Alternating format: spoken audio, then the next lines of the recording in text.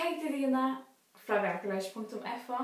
Vi tar sørst at Hirsthals inni av versinum velnøye. Fyrir tanklan.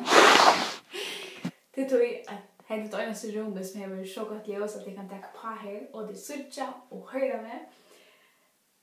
Og selv om rommet som du minnes, så årgods det samme, og jeg kan fortelle deg om til akkurat det samme.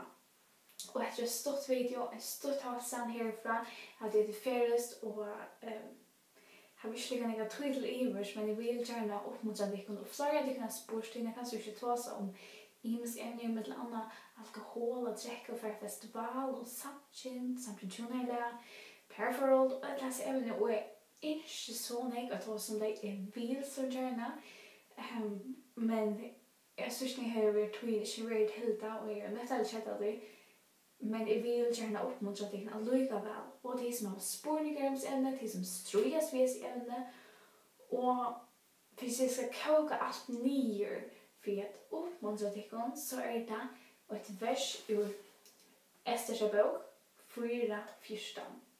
Flere av dere kjenner sannleggen av bøyene, til du vet hva bøyene sier om alkohol, og sier no go, hold det vekk fra det. Så det så legendary. Bare for kropp, likam, alt mulig. Takk om du leser alt om manet nå. Og til man kan være uendelig avstøyd. Så Bibelen sier bare, halt fra det, til kan finne sånne versjoner. Samtidig hjúnalagið vi vite at Gud skapte menneskene som mann og kvinne, og han ikke sier hjúnalagið skulle være særlig mellom deg. Og det ene som vi kommer inn av ene for. Og jeg vil si, en merke så utrolig områdende. Det så utrolig områdende man tryggvande. Jeg finner så en merke som også ikke tryggvande. Det kalles det for under jant åk. Hvis du finner en som ikke tryggvande, så det for under ojant åk. Og det ikke noe som toknes gode. Det ikke noe som god ønsker. God ønsker nek best for det. Det beste han ønsker for det at du skal få det en som ikke tryggvande, og ikke at han gode. Og jeg synes det evne som ikke lever sånn, jeg tar som ikke vil sånn jo. Men jeg skal oppmuntre deg ur Esters bok, Ester 4:14. Jeg kjenner i 17. Rønner Mordecai sier vi Ester, hver veit om du ikke vær Fyri Slíka du som hesa, du kanst å si det som drottning, og husk om tikkun tryggvann som for nytt det, og i ødlens rørsjon, og i ødlens tingene som vi strøs vi, og som kommer av, og husk om hver veit om du ikke vær Fyri Slíka du som hesa, at tid for akkurat som tid byggva, akkurat til vi nekker som tid og til her kunne tid være ljøs. Vi leser at Jesus sier at tid ljøs heimses, tu ljøs heimses. Det ikke fantastisk? Det ikke fra mitt kjærlatter? Jeg har det fantastisk. Og lett å bruke at han muligheten til at god. Ikke til at njóta livet her og gjøre det som vi det var god til, men lett å bruke det til at god. Og et annet vers, og så vet jeg til som styrer det som vi til at holde seg bort fra alkohol, ikke for å drikke det alt ikke nevnt og føles det cool. Nei, det føles absolutt ikke cool. Jeg vejer, og man føles det så alkoholen, men man gjør det til man vil være god løyen. Og det den eneste grunnen jeg har til å si noe til alkohol. Den eneste grunnen jeg har inn, selv om det ringfyrligam og alt annet. Men grunnen at jeg har sagt nei tog jeg vil være god løyen. Og jeg blir deg om gjør det det samme. Og ta vi videre først, så har vi det lyftet fra gode. Nei, han skal samme vi førstingene gjør det også utgången i renne så det på 12.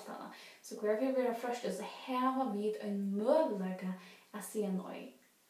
Og det absolutt ikke nevnt. Ofte det er først, så det fattelig. Men det som tror jeg ofte så ser man en utvinn, men man tenker den ofte ikke. Hvis man først har vært, eller jeg vet ikke hva det kan være, men du har alltid en mulighet å si nei, eller for vekk, eller for utgjøre ordene, renne sted. Josef, han var først over hans bursdag sted, det kom dit øsne. Og jeg husker meg til at ofte at vi føler noen vøyk, vi føler så det ofte godt ting til å ta inn nemlig at vi vet at vi søker om jobb. At vi søker om jobb til både. Og Paulus sier det så han sier i södna korrent nudja. Han säger vi med nej till mer no mycket till kraft mun blir fullkommen och i veiklega att vi har till Josie med helst av veiklega mun för kraft kristsäcken fylla mer. Det är gott mod i veiklega ringa vi fer och nej och i ätsätt vi endast för Kristus är skuld till ta och i veikur är sterskare.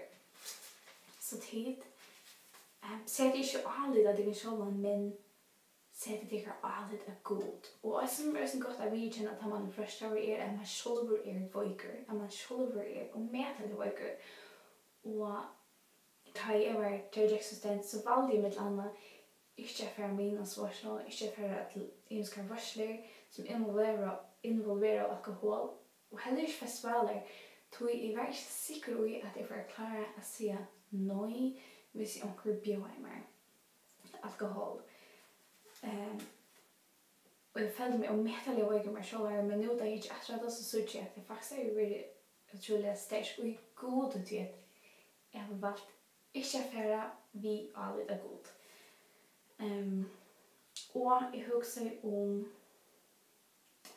ett vers här. Fyrirkrent og 25 dagskapar Guds visare än människorna och veiklega Guds sterkare än människorna. Så det veigaste punktet Gud mycket sterkare än människan. Kan ta säkert som människan kan vara.